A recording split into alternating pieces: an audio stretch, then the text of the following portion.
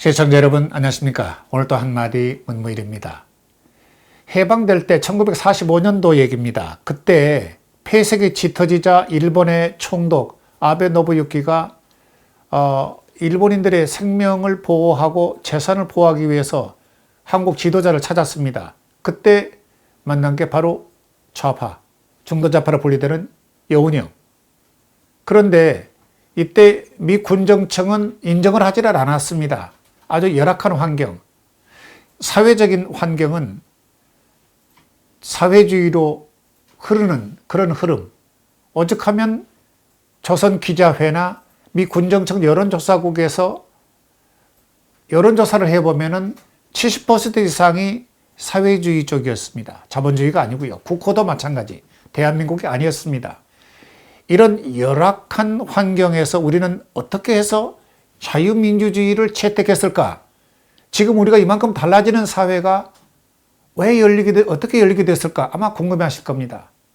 우리 자라나는 세대에게는 정확한 역사를 우리가 전수해 줘야 되지 않겠는가? 자유민주주의, 사회주의도 아니고 이민민주주의도 아니고 자유민주주의로 대한민국이 몰라보게 달라지고 좋아지고 엄청나게 발전을 한 겁니다. 그리고 지금 3만 불 시대 5천만 명, 이 정도 되면은 강국입니다. 지금 한참 상승일로에 있는 대한민국의 국격, 누가 대한민국을 이렇게 만들었습니까? 바로 대한민국 국민들입니다. 대한민국의 자산, 대한민국의 재산은 5천만이라고 하는 대한민국 국민들이죠.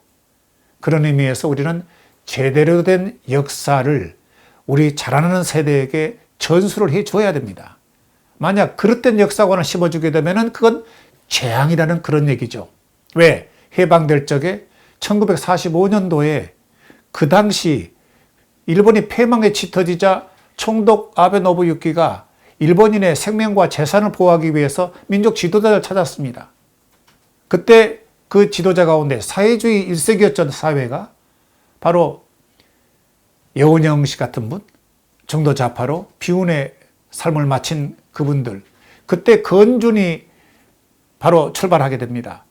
바로 박헌영이라든지 이런 사회주의 쪽, 좌파 쪽 일색으로 건준이 이렇게 출발했는데 그걸 인정하지 않았던 게 바로 하지중장, 미 군정청이었습니다. 1945년 10월 16일에 미국에 단신 귀국한 이승만 박사에 의해서 물꼬로 트이기 시작한 자유민주주의.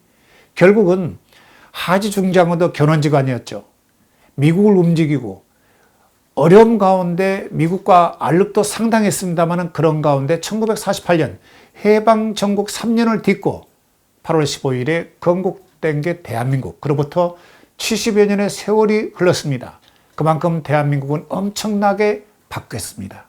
그 물꼬를 튼 대한민국의 건국 대통령 이승만 박사의 위치는 어느 정도일까?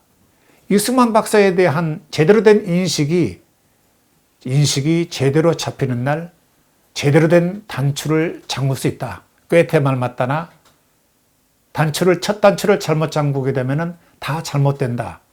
제대로 된 그런 역사관을 가져야 되지 않겠는가. 그런 생각이 문득 들어서 이런 말씀을 드렸습니다. 자, 사랑받고 싶다면 먼저 사랑해야 한다. 유명한 세네카의 말입니다. 오늘도 한마디 이만하겠습니다. 안녕히 계십시오.